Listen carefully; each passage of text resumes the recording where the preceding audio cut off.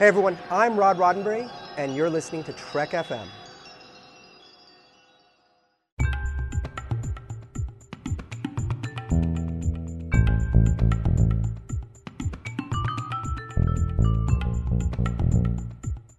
Hello and welcome to Stage 9, Trek FM show about the people who make Star Trek. I'm Mike. I'm John. And today we're going to be talking about a feature film which was shot by Star Trek Discovery's cinematographer, Guillermo Navarro. Yeah. And that film is Pacific Rim. Initiate neural handshake. Yeah. Yes. But before we do that, we've got a little bit of, I don't know if it's really news, but something which happened, which is very cool. They had a science fiction convention or something along those lines in Calgary over the weekend. And amongst other people, Jonathan Frakes was there, and he did a little interview on CBC News, which had like a podcast thing or something like that, and he talks about his career and all that good stuff. But at the end of the interview, the guy who was interviewing him asked what he's working on now, and Frakes, who's now a director in television, and a very good one at that, was rattling off the list, and he says, I just finished a series called Girlfriend's Guide to Divorce on Bravo, and I am actually going on to Seth MacFarlane's new series as a director, which is a Star Trek spoof called Orville, which is something that I believe we've talked about here. Yes. Brannon Braga is working on that show, and it really is, it's the show which Max had been talking about doing for years, which is basically Star Trek, but instead of being on the best ship in the fleet, it's on, the not-so-good ship in the fleet. The ones that make mistakes. Right.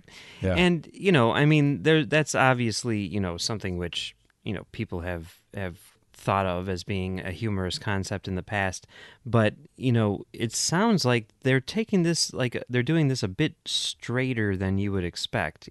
People keep on calling it a comedy drama, and who knows exactly what that means, but they've got Brannon Braga on there as a writer, and they've got Jon Favreau directing the pilot and everything, and it's like they're taking this seriously. Like, sure, it's going to be funny, but it's not going to be just, I don't think it's going to be as over the top as Galaxy Quest. You know what I mean? It could be as over the top. Who knows? I mean, it's Seth MacFarlane, but, the first key to having a good comedy is having, a good cast and crew. I mean, comedy is, in fact, more difficult than drama. Yeah. And you have to get the best people around you to do it. And, so, I mean, the fact that he's bringing all of this talent together is... Knowing MacFarlane, there's going to be plenty of fart gags, but there will also be probably some very intelligent humor, like layered in there. Oh, yeah. That you'll only get, if you're really paying attention or you catch it on the second try or something like that. Yeah, and we were just talking about Ted 2 off mic, and Yes. the idea that I mean, this is what I was saying from the moment I saw it, and then Seth MacFarlane said the same thing. I'm like, finally, justification for all those people who think that I was nuts. It's The Measure of a Man, but with a teddy bear, So he's Right. dealing with these, heavy themes in a comedic way. I imagine that this is going to be similar to that, and by having Brannon Braga on there, and by having Jonathan Frakes direct it, that's a re-teaming of the First Contact duo. Or two of the three, Yes. Ron Moore. Yeah, And that's Ron Moore's out that's there. pretty awesome, right? I am Sure. down with that. I love Frakes as a director to begin with, so I'm all on board. I don't even care about the other names. I mean, I do, but like if you just say to me Jonathan Frakes is directing, I always go back to the fact that Leverage was a great series, and that he directed like the one episode of Agents of S.H.I.E.L.D. that I can actually recall, where I was like, oh wow, that was pretty good, and the rest of it is just fluff. Did he do the Thor 2 follow-up? Is that Yes, what he did. The Okay. Thor 2 follow-up, and I didn't even watch Thor 2. Still haven't. And yeah. I still enjoyed the episode. That's So I pretty think good. that's a testament to him. It's a pretty good movie. Well, he continued. If you like him as a director, then here's some more good news. He says, "My series that I produce and direct, The Librarians, just got picked up for a 4th season." Cool. Which, yeah, I mean, that's cool. I mean, I don't know. I never saw the show. I watched the first 3 movies. I don't know how many movies there were, because he had directed the 2nd and 3rd, and like they were like premiering the 3rd, so they're like Librarian Marathon on TNT. So like I sat down and watched them all in a row. Yeah. Those movies are not good at all. They're really, really bad. Would you say that the problem is in the script or in the direction? I'm willing to bet that it's the script. I'm willing to bet that it's the best directed bad script that you've seen on television in a while. I mean, I think that the script is really bad, but I think the direction, kind of plays into the cheesiness of the script, I don't know. I mean, but that's the thing. Like, even if you look at his big screen stuff, like First Contact, he directs it very much like a television director, where it's his job to get that writer's vision across on screen, and that is something that he's good at, while still bringing his own unique visual style to it. But the other thing that he says here is, "I am hoping to do the new Star Trek series Discovery, so I am booked up, which is great." Now, the way that he said that to me doesn't sound like when people were like, "Let's start this campaign to get him to direct Star Trek Beyond," and he's like, "Yeah, start that campaign. Let's do that. Let's start that campaign," where he was like, "I would totally do that. We'll see what happens." I mean, I like that was, I think, wishful thinking on his part, really, Right. But this does not sound like that. This sounds like, I'm doing this, I'm doing this, I'm doing this, and I think I'm doing Discovery too. We got to work some stuff out, but it looks like it. And the fact that the guy wasn't like, "Are you gonna be directing the new stuff?" Which everyone is asking everyone who's ever worked on Star Trek, "Are you gonna be working on the new show?" And they're like, "I don't know." I mean, this was just something where he's like, "I'm doing these shows and Discovery too, maybe," Yeah. So no, I agree with you. I agree with your read of it. It does sound like that. And, I mean, every move that they've made up to this point to, tickle the fan zone is definitely, bringing Frakes in would be right in line with what they've done up to this point. Yeah, and then someone tweeted, Aaron Harbert's, a link to this story, and said like, "Hey, what a great idea." And Harbert's responded. Harbert's, who's barely ever on Twitter, responded, "It would also be a Roswell reunion for us. Let's see what happens, ... I mean... Yeah, they're talking about it. Somebody's trying to work something out there. Yeah. That's what I think. I think that they're just, like he says, he's booked, right? So he's probably doesn't have a lot of, free time on his schedule. But that to me sounds like something that everyone wants to happen, right? Oh, yeah. I mean, if they weren't in talks, I don't think Harberts would be like, "Yeah, it would be a great idea for even more reasons," but we're not going to do that. I mean, come on. I think that the ellipsis definitely plays into the theory here. Yeah. Ellipses online always mean something. So I'm going to start using ellipses in all of my correspondence with you, just so that you'll be like, "What does he mean?" You'll have me on the edge of my seat, Mike. Just in like the middle of random sentences and stuff like that. Like, "We could record ... on Monday." Yeah, exactly. I blame Star Wars. It introduced the ellipsis to my young brain, and it's just never left. So that's exciting news, or whatever, semi-news, potential news. And as kind of a celebration, next week we're going to be talking to Larry Nemechek about Jonathan Frakes' work as a director in the Star Trek franchise up till now, and hopefully it'll just be the start of more things to come. But even if it's not, he's already added so much to the franchise that it'll be interesting to look at what he's done. So, yeah. Okay, so should we move on to our I feature think we for should today? Yes. All right. I'm so excited to talk about it. I really am. So, Pacific Rim. Now, this is a movie which was directed by Guillermo del Toro. It came out in 2013, I believe. Yes. And as we noted before, it was photographed by Guillermo Navarro, who shoots almost all of Del Toro's movies. He did, going all the way back to, things like Kronos and stuff like He that. shot The Devil's Kronos? Backbone. I'm pretty sure. It's been so long since I saw it, I can't recall. But it wouldn't surprise me. Yeah, Kronos, The Devil's Backbone, all the way up through the Hellboy movies, and right on up to Pacific Rim.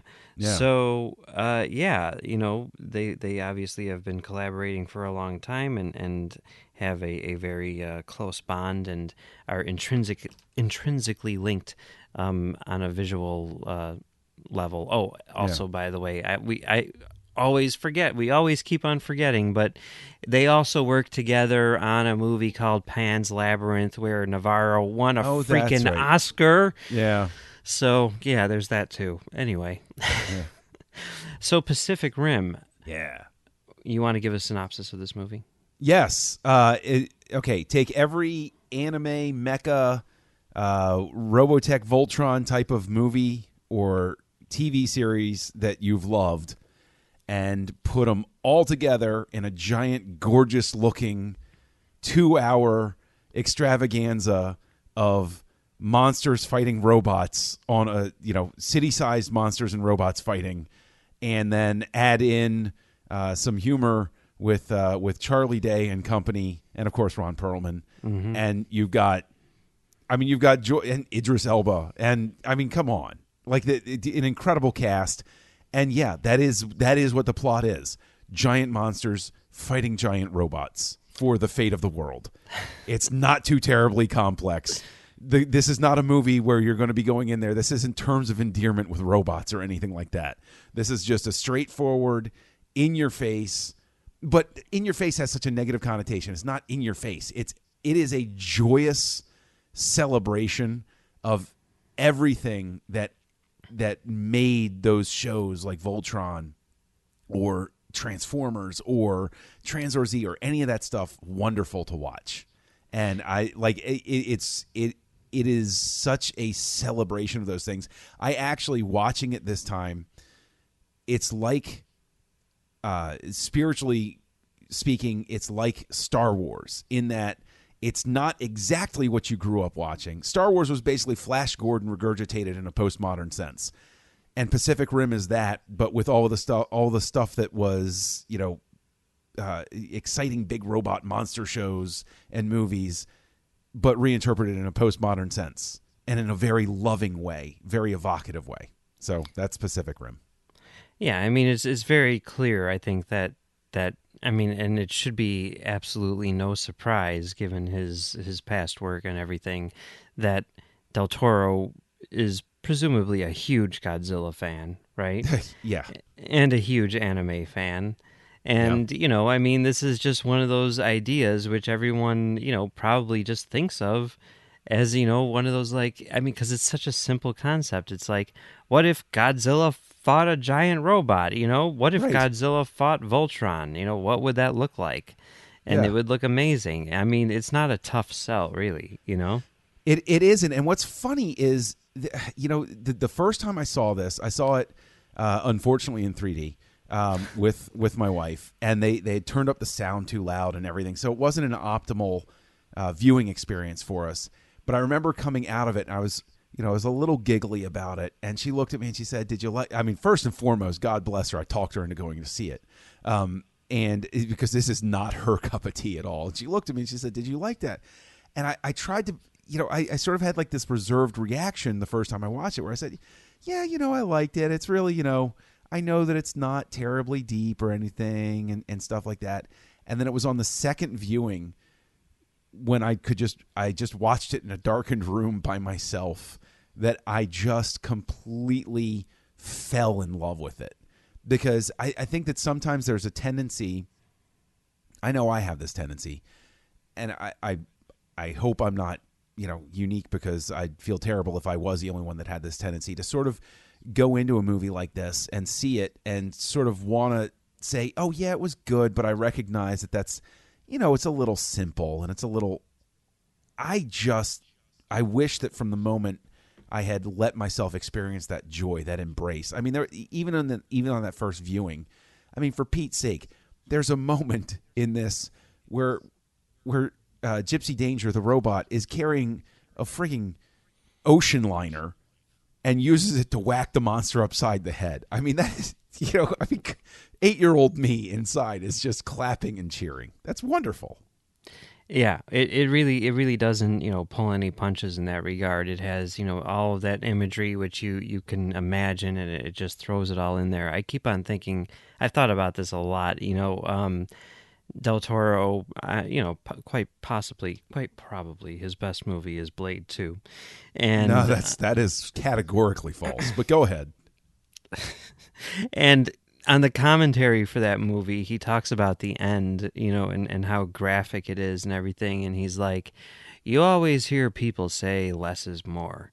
And he's like, screw that. More is more, I'm just going to throw everything in there because this movie's insane, And I really feel like he took that philosophy into Pacific Rim, Yeah, I agree with that, yes. And I think that the movie is better for it, for sure.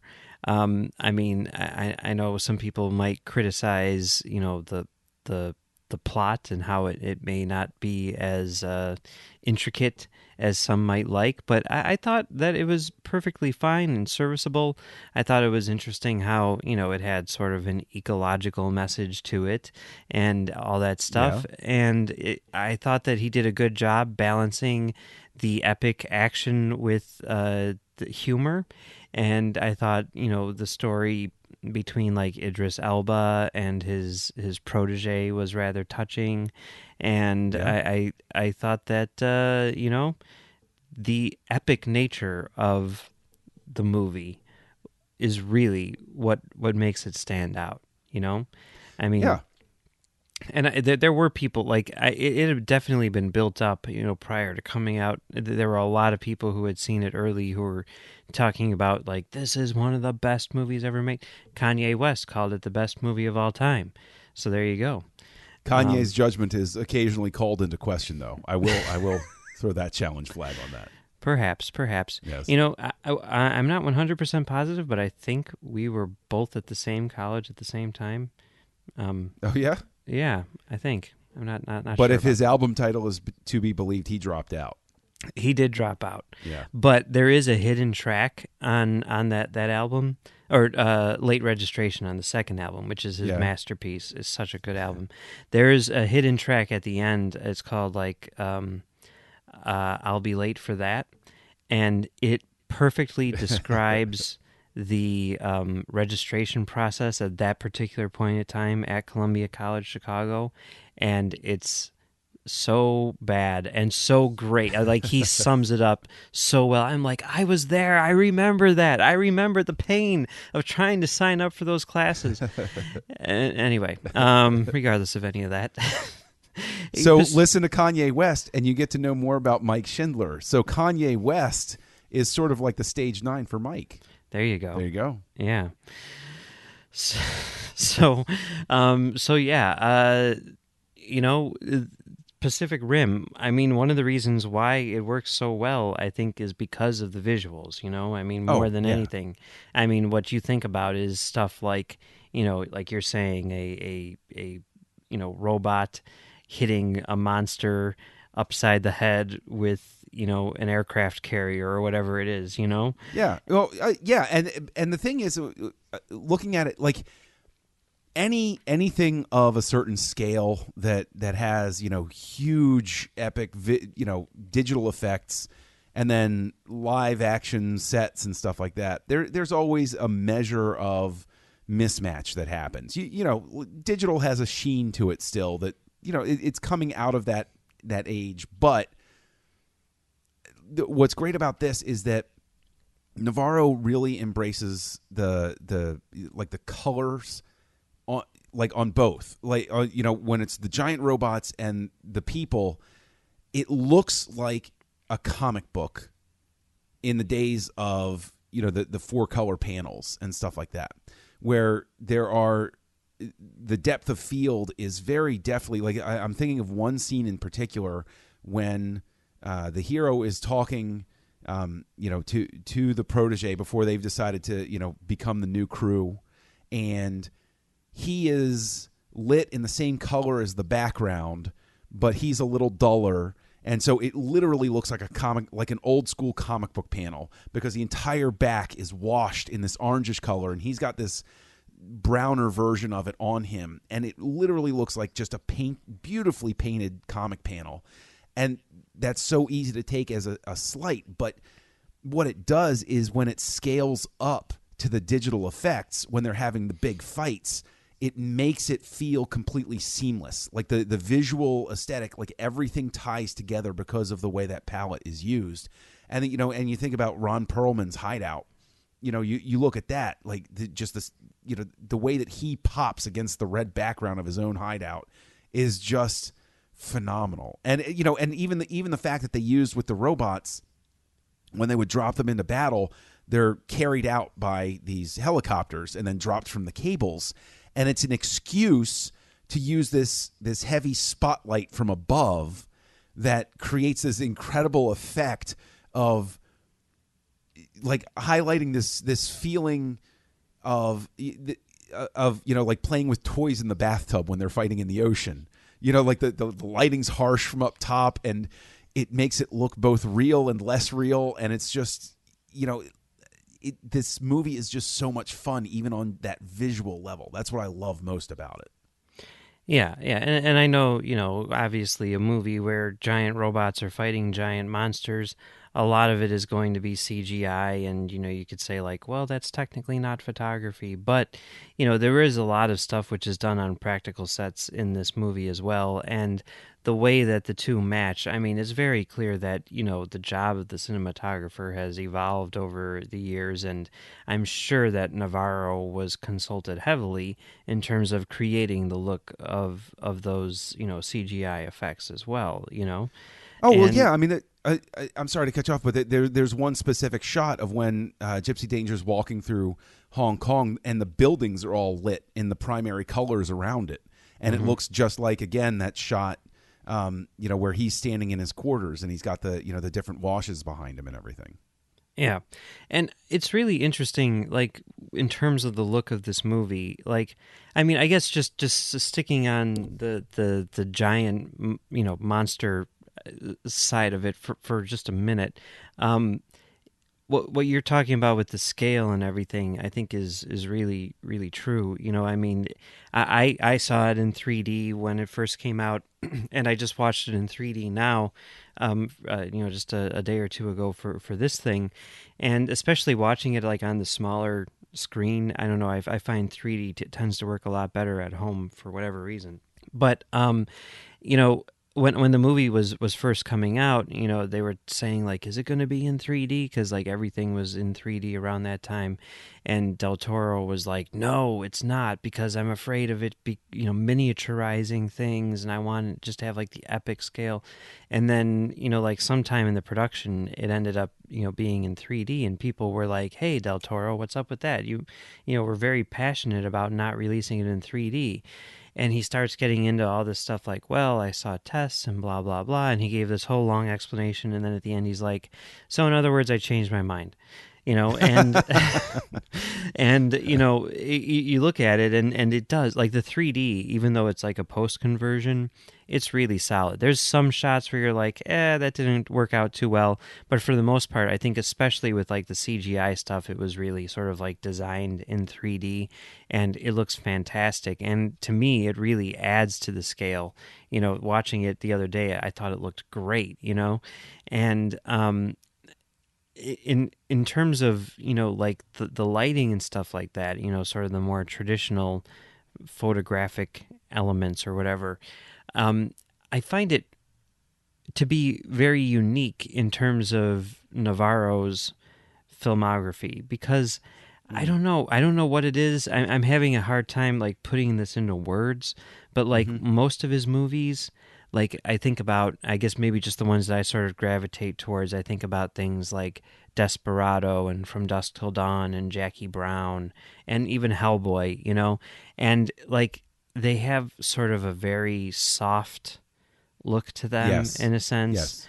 a lot of like sort of like just reddish, and it's like all sort of like gradual tones and everything, whereas this feels like a crisp, like hard lighting and, Yeah. stark contrast of colors, a lot more blue, and everything, where it's like almost like, his older movies are like more like almost like done with like watercolors, whereas this is done with like, lots of edges and, spotlights and, stark Yeah. contrast and everything. And I mean, this tends to be the type of look that I tend to gravitate towards.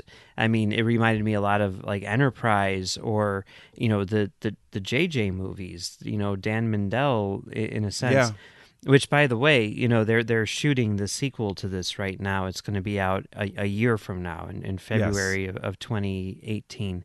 And the cinematographer for that one is going to be Dan Mindell. And it's going to be starring John Boyega. So there's like a double Star Wars. And actually, there's a Star Wars connection to this because John Gilroy was one of the editors. And he edited Rogue One. And the visual effects supervisor. Oh, John Knoll. Yeah. Yeah. But I like John Knoll. It's like it's almost a given. Like there's going to be like some huge scale, visual effects thing. It's like, oh, John Knoll. Okay. Oh, Roger Guyette. Okay. Yeah, it's one of them. Sure. Yeah. But yeah, I mean, I really liked the way that this movie looked. It was very unique as far as Del Toro is concerned. And, just like thinking about it, just thinking about like the subject matter, really, I mean, they're in giant robots, but like a lot of their sets, their headquarters and everything could easily be the bridge of a starship, And No, the their headquarters has a very sort of like Battlestar Galactica, Ron Moore feel to it. Like their countdown clock is like an old flip.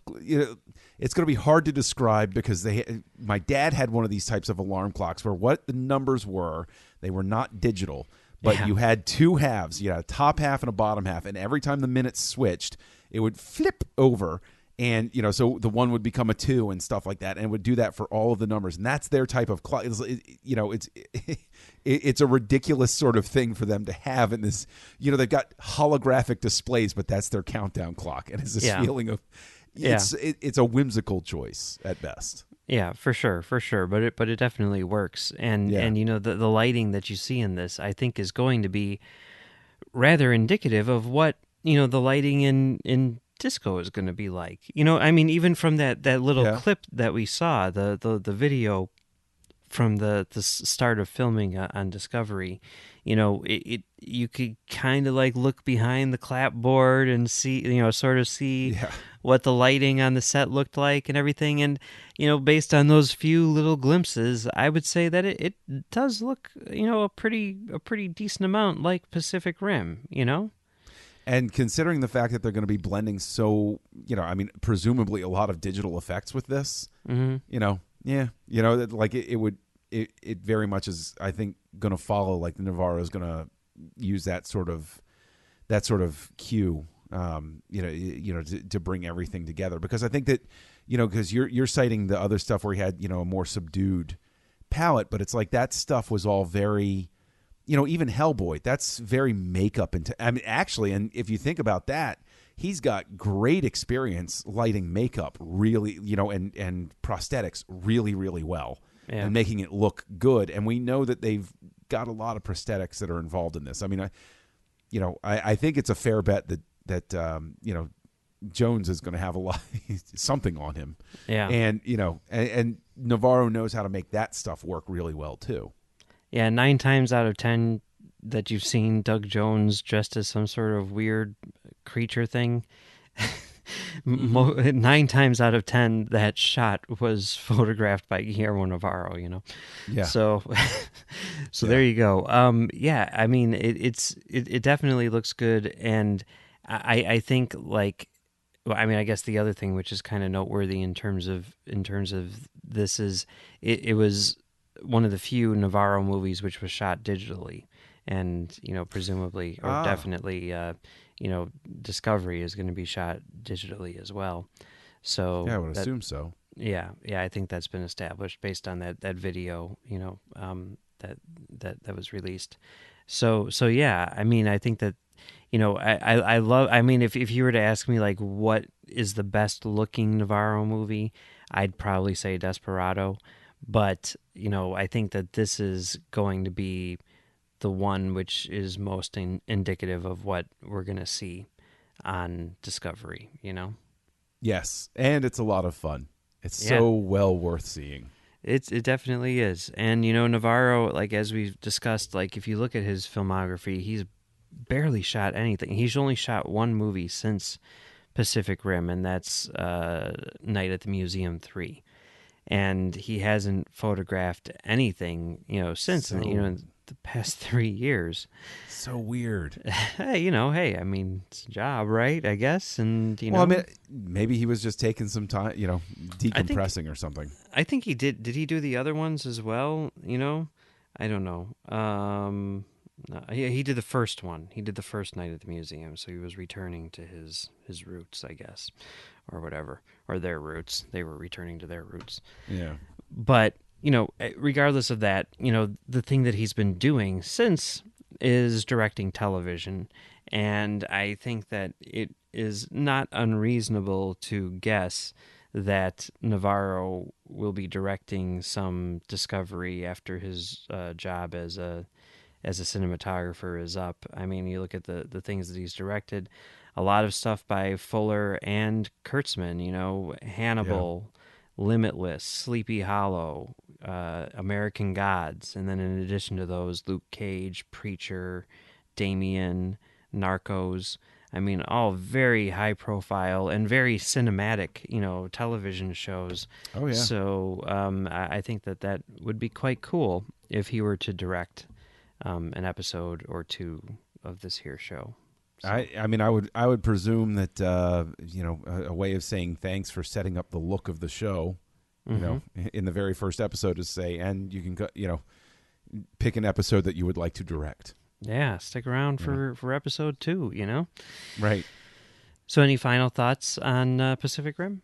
Yes, if you haven't seen it, rent it, buy it, whatever you want to do, get a Blu-ray, stream it, sit down, watch it. It is a lot of fun. Just sit back and enjoy. This is not a movie that's going to demand too much of you or ask a lot from you. It literally just wants you to sit down and have a good time. And so I would say go ahead and do that. There are worse ways to spend an evening than on Pacific Rim. Absolutely. You know, if you have a 3D TV at home, you know, break out your glasses. You can get the 3D Blu-ray on Amazon for only $9. Come on. That's a bargain. It is definitely a bargain. And, you know, lots of Star Trek people, you know, aside from Navarro, were in this. You got Ron Perlman in there. Oh, I always forget the actor's name, but he was Nero's henchman. That Kirk says, "I got your gun," and shoots him. Yeah, Clifton Collins Jr. Yes, that's the. I always feel so bad because I always forget his name, but he's got a great role in this. Yeah, and his boss Idris Elba, of course, you know, cancels the apocalypse, and still love that line. I love that line. Oh yeah, it's great. You know, so yeah, lots of Star Trek people, you know, in this movie. So definitely check it out. Yeah. All right. Well, it's been fun talking about Pacific Rim today, but that's not all we're talking about here on Trek FM this week. So here's a look at what you may have missed elsewhere on the network. Previously on Trek.fm, Standard Orbit. It was kind of a creepy, scary, very intense episode. I really like this episode because it pulls you in and it seems very realistic. And So I you love like when Mary. it does it. You're I a do like Mary Mary. fan. Yeah, I like so it. Mary was one of the ones I was kind of jokingly referencing where it's like, well, you know, if you leave this one out of the rotation, it's not really going to hurt anybody. Oh, I definitely thought you meant the next one. No. Well, maybe so. Earl Grey. And there's these spooky aliens, and like they look like ferrets, and they're fighting, and like Picard is like possessed by this like thunder and lightning, and the crew are like are gonna go up against him, but they're like, no, we gotta respect the law, man. And it's like that, you know, if you respect the law, someone will end up being a cloud, man, you know. To the journey! What would you have done? Well, I'd have like programmed my tricorder, open the door, lob it in, shut the door quick. Try that first of all. So you would lob a tricorder probe Hope it into the doesn't holodeck. break as Yeah. it lands. Well, you could wrap it in like some gaffer tape or something. Some bubble wrap. The 602 Club. That feels like a turning point in the movie where they seem to go toward this moral of the story that they even repeated at the end, which is, don't be so busy trying to make a life that you forget to participate in the present of where you are. And that's what else is happening on Trek.fm. Check out these shows and discover what we're talking about in your favorite corner of the Star Trek universe. You'll find us wherever you get your podcasts. If you're an Apple user, hit the subscribe button. That helps us out greatly and makes it easier for other listeners to find us when they search iTunes. If you're not an Apple user, we've got you covered as well. You can find our shows on Stitcher, TuneIn, SoundCloud, Windows Phone, or you can just download or stream the MP3 file straight from our website or grab the RSS link as well. We'd like to thank our associate producers, Jeff Sutter, Chris Steftenagel, and Norman C. Lau. Thank you very much, guys. Another way that you can help us keep all of our shows coming to you each week, just like Jeff, Chris, and Norm, is to become a patron of the network on Patreon. If you visit patreon.com/trekfm, that's patreon.com/trekfm, you'll find our current goals and different milestone contribution levels, along with all the great perks we have for you. These perks include early access to content, exclusive content, producer credits, seats on our content development team, and more. We really appreciate any support you can give us and hope you'll join the team. Again, you'll find all the details at patreon.com/trekfm. If you want to contact us, you can find us on Twitter at TrekFM or on Facebook at facebook.com/TrekFM. Facebook is also where you'll find the Babel Conference. Just type the Babel Conference, that's Babel, into the search field on Facebook. John, where can people find you on the internet? Look for Kessel Junkie on your social media network of choice. Look for me co-hosting Words with Nerds with my pal Craig. You can listen to me co-host Aggressive Negotiations, a Star Wars podcast with Matthew Rushing over on the Nerd Party Network. And speaking of the Nerd Party Network, if you like Stage 9, you would really enjoy, I think, Great Shot Kid, which I co-host with a lovable chap named Mike Schindler, where we explore the work of Star Wars creators. And where can people find you? Well, you can find me right there doing Great Shot Kid. This week, tomorrow, we've got an episode coming up where we're going to be talking about George Lucas's second movie, which was also edited by his wife, by the way, Marsha Lucas, American Graffiti. And you can find me on commentarytrackstars.com, where we do audio commentaries and various other things.